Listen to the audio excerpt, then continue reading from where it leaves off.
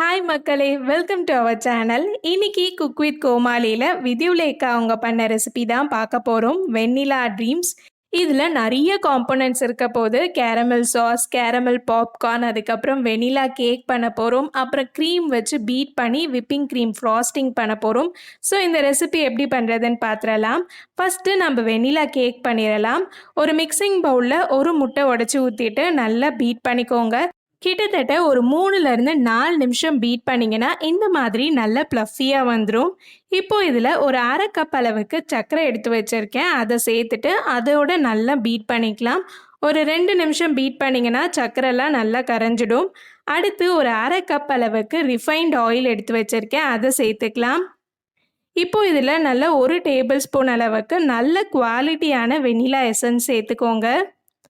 இப்போது எல்லாத்தையும் நல்லா மிக்ஸ் பண்ணி விட்டுறலாம்.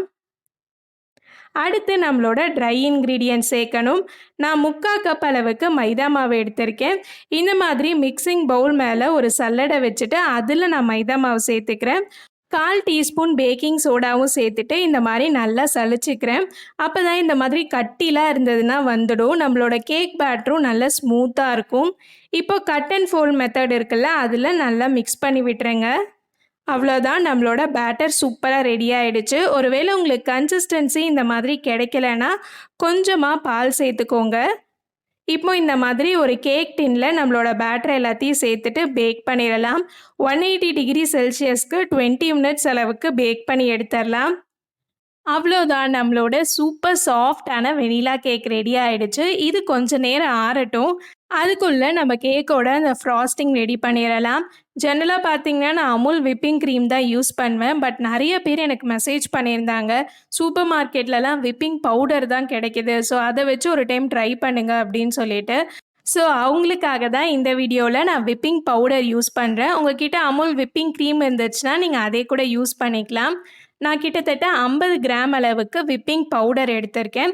இது கூட 100 ml அளவுக்கு நல்ல சில்லுன்னு இருக்க பால் சேர்த்துக்கோங்க.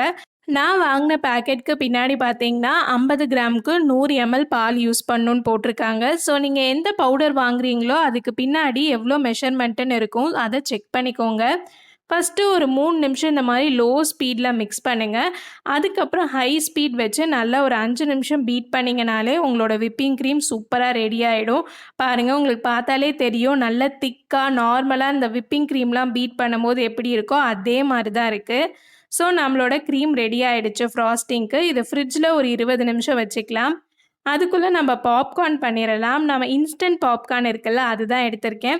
உங்ககிட்ட எந்த பிராண்ட் கிடைக்குதோ நீங்கள் அதை எடுத்துக்கோங்க. இப்போ ஒரு குக்கர் அப்படி இல்லைனா நல்ல பெரிய பாத்திரம் எடுத்துகிட்டு அதில் உங்களுக்கு எவ்வளோ பாப்கார்ன்ஸ் வேணுமோ அதுக்கு ஏற்ற மாதிரி போட்டுக்கோங்க. இந்த மாதிரி லிட் போட்டு க்ளோஸ் பண்ணிவிட்டு அடுப்பை வந்து மீடியம் ஃப்ளேமில் வச்சுருங்க. ரொம்ப ஹையாகவும் வைக்கக்கூடாது, ரொம்ப லோலையும் வைக்காதீங்க. ஒரு 1 to 2 மினிட்ல பார்த்தீங்கனாலே இந்த மாதிரி நல்லா பாப்அப் ஆகிட்டே இருக்கும். அப்பப்போ வந்து அந்த கடாயை வந்து லைட்டாக ஆட்டி விட்டுக்கோங்க. பாருங்கள், நம்மளோட பாப்கார்ன் சூப்பராக ரெடி ஆகிடுச்சு. இது ஒரு ஏர்டைட் கண்டெய்னரில் போட்டு வச்சிடலாம்.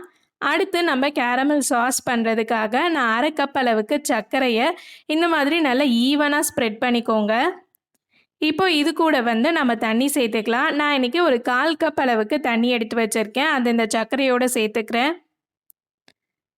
கேரமல் சாஸ்லாம் எப்பயும் பண்ணும்போது அடுப்பை நல்லா லோ ஃப்ளேம் வச்சுக்கோங்க, இல்லைனா டக்குன்னு தீஞ்சிடும். இப்போ நடுவில் பார்த்தீங்கன்னா லைட்டாக அந்த கோல்டன் கலர் வந்துருச்சு. ஸோ நம்மளோட கேரமல் ரெடி ஆக போகுதுன்னு அர்த்தம். ஒரு நிமிஷத்துலேயே நம்மளோட கேரமல் இந்த மாதிரி சூப்பரான கோல்டன் கலர் வந்துடும். ஸோ அடுப்பை நல்ல லோ ஃப்ளேமில் வச்சுட்டு இது கூட ஒரு 1/2 டேபிள் ஸ்பூன் அளவுக்கு பட்டர் சேர்த்துக்கோங்க. பட்டர் தான் உங்களோட கேரமல் சாஸை நல்ல ரிச்சாக ஆக்கும். ஸோ கண்டிப்பாக சேர்த்துக்கோங்க. அண்ட் சில பேர் இதில் வந்து ஃப்ரெஷ் க்ரீம் கூட சேர்ப்பாங்க. நீங்கள் ஃப்ரெஷ் க்ரீம் சேர்க்கணும் அப்படின்னு நினச்சிங்கன்னா லைட்டாக சூடாக இருக்கிற ஃப்ரெஷ் க்ரீமாக சேர்த்துக்கோங்க. ஃப்ரிட்ஜ்லேருந்து எடுத்து அப்படியே டைரெக்டாக சேர்க்காதீங்க. ஏன்னா நம்மளோட கேரமல் வந்து ரொம்ப ஹாட்டாக இருக்கும். ஸோ இதோட ரொம்ப சில்லுன்னு இருக்கிறத சேர்க்காதீங்க. ஸோ கொஞ்சம் லைட்டாக சூடு பண்ணிவிட்டு அதை இந்த சாஸோடு சேர்த்து நல்லா மிக்ஸ் பண்ணிங்கன்னா இன்னும் டேஸ்ட் செம்மையாக இருக்கும். இப்போ ஒரு 2 நிமிஷம் அளவுக்கு இந்த மாதிரி லோ ஃப்ளேமில் நல்லா மிக்ஸ் பண்ணி விட்டுக்கலாம். கடைசியாக கொஞ்சமாக உப்பு போட்டு அடுப்பை ஆஃப் பண்ணிவிடுங்க. அவ்வளோதான், நம்மளோட கேரமல் சாஸ் சூப்பராக ரெடி ஆகிடுச்சு. இதை நீங்கள் ஏர்டைட் கண்டெய்னரில் போட்டு ஃப்ரிட்ஜில் வச்சுட்டிங்கன்னா ரொம்ப நாளைக்கு யூஸ் பண்ணலாம். அண்ட் இந்த கன்சிஸ்டன்சியில் தான் உங்களோட கேரமல் சாஸ் இருக்கணும்.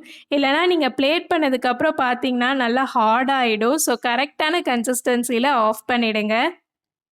இப்போ இதிலேருந்து கொஞ்சமாக நான் தனியாக எடுத்து வச்சுக்கிறேன். கிட்டத்தட்ட ஒரு 2 டேபிள் ஸ்பூன் மட்டும் நான் பேனில் வச்சுக்கிறேன்.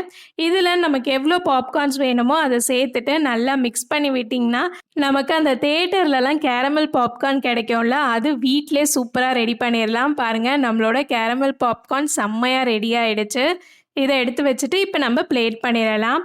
ஒரு டேபிள் ஸ்பூன் அளவுக்கு கேரமல் சாஸை இந்த மாதிரி ஸ்ப்ரெட் பண்ணிவிட்டு இதில் நம்ம பண்ணி வச்சுருக்க அந்த வெனிலா கேக் இருக்குல்ல, அதை ப்ளேஸ் பண்ணிடலாம்.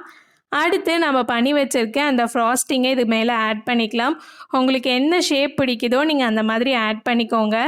இது கூடவே கேரமல் சாஸ் அண்ட் கேரமல் பாப்கார்ன்லாம் இருக்குல்ல, அது எல்லாத்தையும் மேலே ஆட் பண்ணிட்டா அவ்வளோதான், நம்மளோட வெனிலா ட்ரீம் சூப்பராக ரெடி ஆகிடுச்சு. ஸோ இந்த ரெசிபி உங்களுக்கு பிடிச்சிருந்தா மறக்காமல் சேனலுக்கு சப்ஸ்கிரைப் பண்ணிக்கோங்க.